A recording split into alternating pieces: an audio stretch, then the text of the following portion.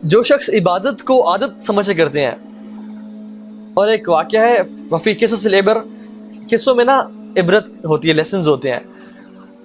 ایک امام نے نماز پڑھائی اور نماز میں 3 رکعتیں پڑھا کے اثر کی نماز سے سلام پھیر دیا، تو سب لوگ خاموش رہے، پہلی صف، دوسری صف، تیسری صف سے ایک بندہ کھڑا ہوا، امام صاحب آپ نے 3 رکعتیں پڑھائی ہیں۔ کہتے ہیں یار پہلے دونوں صف بالکل خاموش ہیں، آپ کیسے کہہ رہے ہیں؟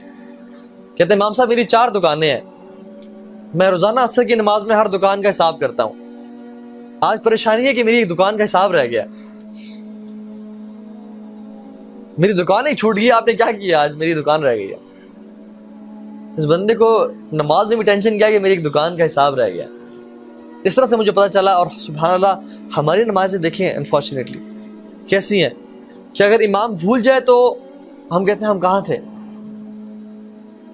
نماز کے شروع میں ہم نماز میں ہوتے ہیں اور سلام پھرتے وقت نماز میں ہوتے ہیں، بیچ میں ہماری روح اور ہماری سوچیں کہاں کہاں ہوتی ہیں، واللہ تعالی عالم،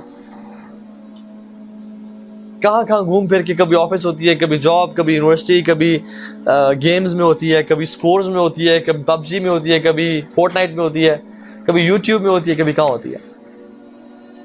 یہ وہ عبادت ہے جو عادت سمجھ کی جاتی ہے کہ انسان ٹکرے تو مارتا ہے لیکن اس کو مزہ نہیں آتا، اس کی لذت محسوس نہیں ہوتی۔ اشفاق احمد نے بڑا پیارا کوٹ کہا، میں نے کچھ دن پوسٹ بھی کیا تھا فیس بک پہ، کہ اگر آپ کو عبادت میں سکون، نماز سے سکون نہیں مل رہا نا، تو سکون سے نماز پڑھنا شروع کر دیں، آپ کو نماز میں سکون ملنا شروع ہو جائے گا۔ اور عبادت، بلکہ سبحان اللہ سفیان بن عیینہ کہتے ہیں کہ جو شخص عبادت کی عزت نہیں کرتا وہ عبادت کا حق ادا نہیں کرتا۔ وَمِن تَوْقِيرِ الصَّلَاةِ أَن تَأْتِيَهَا قَبْلَ الْإِقَامَةِ، اور نماز کی عزت کیا ہے کہ اقامت سے پہلے مسجد میں پہنچا جائے۔ یہ لٹمس ٹیسٹ ہے کہ کیا ہم نماز کی عزت کرتے ہیں، کیا ہم نماز کا حق ادا کرتے ہیں۔ اگر میں حق ادا کرتا ہوں تو میرے لیے ٹیسٹ کیا کہ میں اقامت سے پہلے مسجد میں آتا ہوں یا نہیں آتا، یا آخری صف میں یا آخری رکعت میں مل رہا ہوتا ہوں۔ وَمِن تَوْقِيرِ الصَّلَاةِ أَن تَأْتِيَهَا قَبْلَ الْإِقَامَةِ، نماز کی عزت کیا ہے، اس کی تکریم کیا ہے کہ اقامت سے پہلے نماز مسجد میں پہنچا جائے۔ ایک صحابی رضی اللہ تعالیٰ عنہ اپنے بیٹے سے کہتے ہیں کہ آپ نے فرض نماز ہمارے ساتھ پڑھی؟ تو انہوں نے کہا جی۔ تو کہتے ہیں ادرکتا تکبیرۃ الاولیٰ، کیا آپ نے تکبیر اولیٰ پائی ہمارے ساتھ؟ تو انہوں نے کہا نہیں پڑھ سکا میں۔ تو صحابی کیا کہتے ہیں، ان کی فہم کیا ہے قرآن و حدیث کا؟ کہتے ہیں اگر آپ یہ تکبیر اولیٰ پا لیتے تو یہ آپ کے لیے 100 سرخ اونٹنیوں سے بہتر ہوتی، 100 ریڈ کیملز، ایک تکبیر اللہ آپ کے لیے 100 ریڈ کیمل سے بہتر ہوتی ہے۔ اچھا let's put things into perspective, ہمیں کیا پتا اونٹ اور سرخ اونٹ، ہمیں تو اونٹ نہ دیکھے نہ کبھی سفر کیا۔ سرخ اونٹ جو اس زمانے میں تھا، it was very prestigious thing. جیسے آج آپ کسی کے پاس لیمبورگینیز ہیں نا یا بگاٹیز ہیں، I'm not talking about Mercedes or Audis یا BMWs کیونکہ وہ نارمل ہے، I'm talking about high end cars, luxury cars, maybe a private jet as well۔ یہ وہ چیزیں ہیں جو سرخ کیمل سے آپ اس کو تشبیہ دے سکتے ہیں۔ تو امیجن کسی بندے کے پاس 100 لیمبورگینیز ہوں، 100 بلیک لیمبورگینیز ایک بندے کے پاس ہے۔ اب صحابیہ کہہ رہے ہیں تمہارے لیے ایک تکبیر اولیٰ 100 لیمبورگینیز سے بہتر ہے، just to make you understand۔ لیکن ہم لوگ کس طرح سے تکبیر اولیٰ چھوڑ دیتے ہیں کیونکہ ہمیں احساس ہی نہیں ہے۔ امام شافعی رحمہ اللہ جو ہے وہ نماز شروع کرتے رات کو، اور نماز پڑھتے پڑھتے نا کہتے ہیں کہ میری رات گزر جاتی ہے اور فجر کی اذانیں انہیں شروع ہو جاتی ہیں کہ مجھے احساس ہوتا ہے کہ میں تو نماز پڑھا تھا اور نماز کس طرح گزر گئی۔ سبحان اللہ، یہ نماز ہے جو عبادت سمجھ کی جاتی ہے۔ کہتے ہیں کہ میں ساری رات اللہ اکبر کرتا ہوں اور نماز پڑھتا رہتا ہوں حتیٰ کہ فجر کی اذانیں انہیں شروع ہو جاتی ہیں۔ اور ہم لوگ سبحان اللہ نماز کس طرح چھوڑ دیتے ہیں، کوئی پروجیکٹ آیا، اسائنمنٹ آئی، نماز چھوڑ دی۔ اللہ کے میرے صحابی کو کہا تھا کہ اے میرے صحابی فرض نماز کبھی نہ چھوڑنا، ان قتلت او حرقت، چاہے تجھے کاٹ دیا جائے یا تجھے جلا دیا جائے، تو نے فرض نماز نہیں چھوڑنی۔ عبداللہ بن ام مکتوم نابینا صحابی ہیں، اور بزرگ صحابی ہیں، اللہ کے نبی کے پاس عذر لے کے آئے، ایکسکیوزز لے کے آئے، یا رسول اللہ مجھے مسجد سے عذر دیں کہ میں گھر میں نماز پڑھ لیا کروں، مجھے گھر میں نماز پڑھنے کی اجازت دیں۔ اللہ کے نبی نے کہا کیا عذر آپ کے پاس؟ کہا یا رسول اللہ میں تو نابینا ہوں، میرا گھر مسجد سے بہت دور ہے اور مجھے لانے والا کوئی نہیں ہے، مجھے رخصت مل سکتی ہے؟ تو انہوں نے کہا کہ حل تسمع ندا، کیا آپ اذان سنتے ہیں؟ تو انہوں نے کہا جی یا رسول اللہ، اذان کی آواز تو مجھے آتی ہے۔ تو انہوں نے کہا پھر آپ پہ فرض ہے مسجد میں آ کے نماز پڑھنا۔ صحیح مسلم کی روایت میں 3 ایکسکیوزز ہیں، اور روایت میں 3 اور ایکسکیوزز ہیں جو کہ انہوں نے بیان کی۔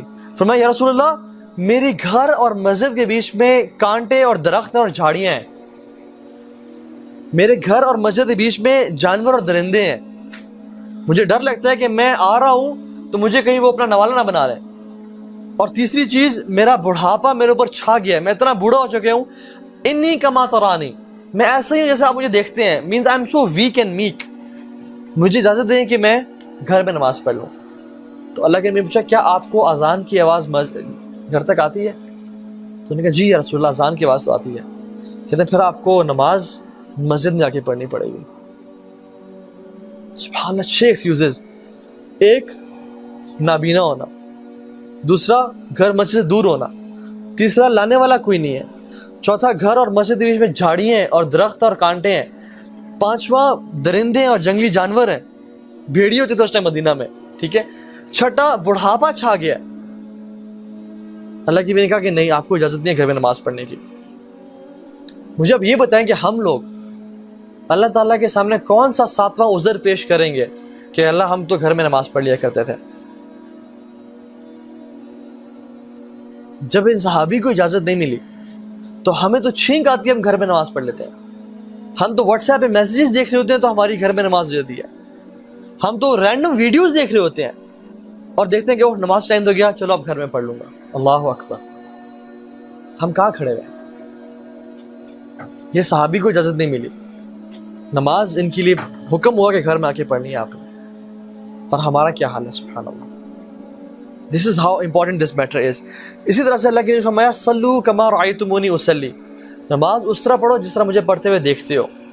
آپ کو پتہ ہے شیخ البانی کی وہ ایک حدیث لائے ہیں سلسلۃ الاحادیث صحیحہ میں، اور صحیح اوتھینٹک حدیث ہے، اس کو نا انسان دیکھ کے نا پڑھ کے نا تڑپ جاتا ہے۔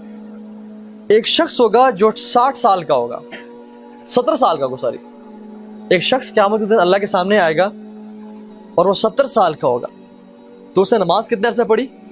60 سال، کیونکہ 10 سال میں عمر نماز فرض ہوتی ہے۔ اللہ کے نبی نے فرمایا کہ اللہ رب العالمین اس کی ایک نماز بھی قبول نہیں کریں گے، ایک نماز بھی قبول نہیں کریں گے۔ اور اللہ رب العالمین کون ہے؟ رحمت للعالمین، غفور غفار، ایک نماز قبول نہیں ہوگی۔ تو صحابہ نے پوچھا رسول اللہ کیوں، کیا وجہ بنی؟ تو کیا بولیں گے؟ لِأَنَّهُ يُتِمُّ رُكُوعَ وَلَا يُتِمُّ السُّجُودَ وَيُتِمُّ السُّجُودَ وَلَا يُتِمُّ الرُّكُوعَ، اگر وہ رکوع صحیح کرتا تھا تو سجدہ صحیح نہیں کرتا تھا، اور اگر وہ سجدہ ٹھیک کرتا تھا تو رکوع ٹھیک نہیں کرتا تھا۔ رکوع میں ابھی پورا کھڑے نہیں ہوئے، سیدھا کمر سیدھی کی نہیں، اپنے آپ کو سٹریچ نہیں کیا جو صحیح طریقہ ہے، فوراً سے سر اٹھا لیا، اور ابھی سر اٹھایا نہیں، پورا سیدھا کھڑے نہیں ہوئے، فوراً سے دھڑل زمین پہ گر گیا۔ یا سجدہ، ابھی سجدے سر اٹھایا نہیں، ایسے ہاتھ صرف ٹچ کیا اور دوبارہ واپس نیچے گر گیا، جیسے مرغا ٹھونگے مارتا ہے۔ اس طرح کی آج کل نمازیں ہو چکی ہیں ہم لوگوں کی، اللہ تعالیٰ ہماری حفاظت کرے۔ اللہ کے سلو کما رأیتمونی اصلی، نماز اس طرح پڑھو جس طرح مجھے دیکھتے ہوئے پڑھتے ہو۔ یا رسول اللہ ہم نے تو آپ کو نہیں دیکھا، آپ کیسے پڑھیں؟ بخاری مسلم بھری ہوئی علاقے میں کس طرح نماز پڑھتے تھے، اللہ اکبر کر کے تسلی سے کھڑے ہو جاتے ہیں۔ اور اللہ کے نبی کا قیام کیسا تھا؟ اللہ اکبر، سورہ فاتحہ پڑھتے، سورہ بقرہ پڑھتے، یہ رات تک قیام اللیل تھا، اس کے بعد سورہ آل عمران پڑھتے، اور صحابی کہتے ہیں کہ اتنا ہی لمبا اللہ کے نبی کا رکوع تھا اور اتنا ہی لمبا اللہ کے نبی کے سجدے تھے۔ یہ قیام اللیل کی بات کر رہا ہوں، یہ تھی اللہ کے نبی کی نماز۔ اور ہم تو نماز شروع کرتے ہیں کہ یار میں کدھر پھنس کدھر ولیعوذ باللہ، کہ جلدی سے میں اس کو سر سے اتاروں اور کسی طرح سے اپنے کام شروع کروں، جیسے یہ بوجھ ہے اور کام اصل چیز ہے۔ حالانکہ اصل پرابلم